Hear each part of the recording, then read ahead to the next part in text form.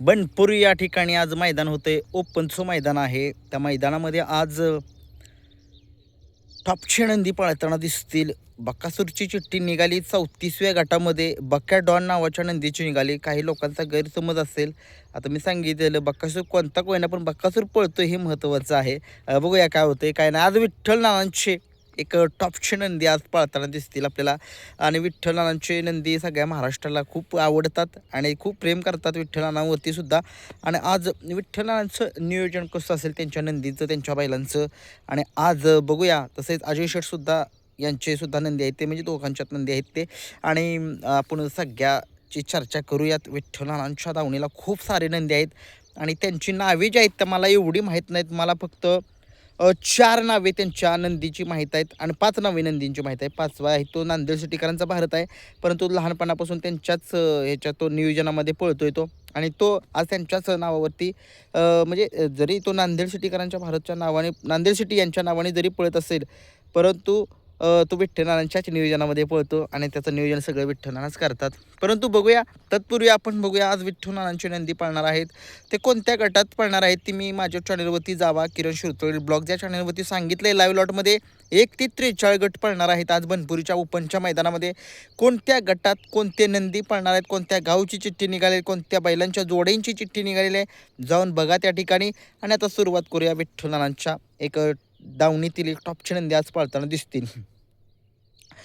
3 ते 4 चिठ्ठ्या जे आहेत ते अजय शेठ आणि विठ्ठल नाना यांच्या नावाने आज निघालेले आहेत.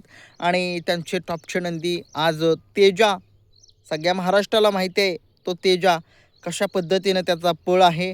दोन्ही खांदी पळतो आणि चांगल्या चांगल्या गाड्यांना त्याने पराभव दाखवलेला आहे. आणि चांगला एक पब्लिकला न भिणारा तो नंदी आहे. मग कितीही टॉपच्या गाड्या असू द्या, तो जर फॉर्ममध्ये असेल तर तो दाखवून देतो संबंध महाराष्ट्राला की तो सुद्धा काय चीज आहे. आणि तसेच दिवाण्या त्यांच्या विठ्ठलनाथांचा आणि अजय शेठ यांचा दिवाण्या हा सुद्धा एक चांगला नंदी आहे.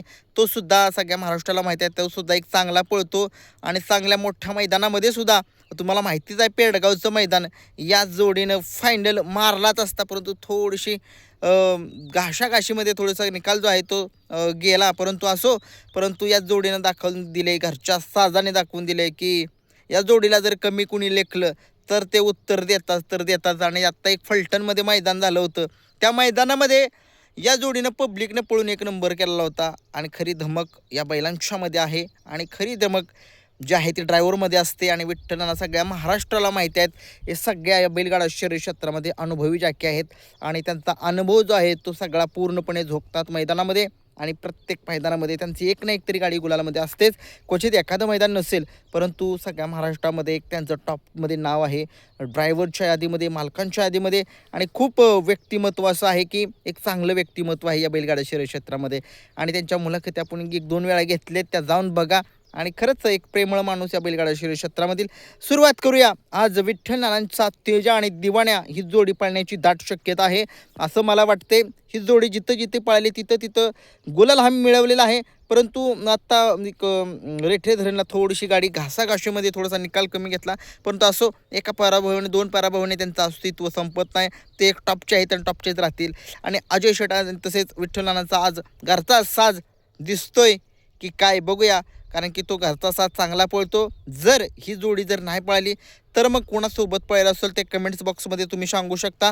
आणि त्यांच्या दावणीतला डिस्को एक चांगला नंदी आहे तो सुद्धा एक. आणि त्याचं नियोजन कसं होतंय काय माहीत, का आज पळतोय का नाही काय माहीत नाही. आणि मला माझ्या सगळ्यात आवडतं आत्ता एक सध्या महाराष्ट्रामध्ये एक टॉपचे नंदी जे असतात ते मला आवडतात, परंतु एक आत्ता विठ्ठलांच्या आणि अजय शेट यांचा मला तो चिक्या मला लय आवडतोय, लय भारी पळतोय तो. आणि त्याचा पळ मी बघितलाय, वडूज फाटीवरती बघितलाय. MM नानांच्या राजासोबत सेमी जो आहे तो पब्लिकनं काढलाय आणि तिथं रती महारथी होतं. त्या ठिकाणी तो पठ्ठ्या असा पळाला, त्यानं सगळ्या महाराष्ट्राची मनं जिंकलेली आहेत. आणि तो चिक्या मला खरंच त्या नंदीचा पळ बघायचे. परंतु तुम्ही बघितलं थोडासा तो आजारी आहे. मला माहिती अशी मिळते की तो थोडासा आजारी आहे, परंतु लवकरात लवकर येईल मैदानामध्ये. आज येतोय की काय याच्याबद्दल अपडेट नाही माझ्याकडं. कुणाबद्दल अपडेट असेल तर कमेंट्स बॉक्समध्ये तुम्ही सांगू शकता. परंतु एक टॉपचा जर विठ्ठलांच्या दावणीतील आत्ता दुशामधला एक टॉपचा नंदी त्यांच्याकडे आहे, चिक्या आणि नक्कीच याचं भविष्य, याचं फ्युचर खूप चांगलं आहे. बघूया आजच्या मैदानामध्ये जेवढे नंदी येतील विठ्ठल नानांची आणि अजय शेट यांची, त्यांना खूप साऱ्या शुभेच्छा. बाकीच्या नंदी येतील त्यांना सुद्धा खूप साऱ्या शुभेच्छा. धन्यवाद.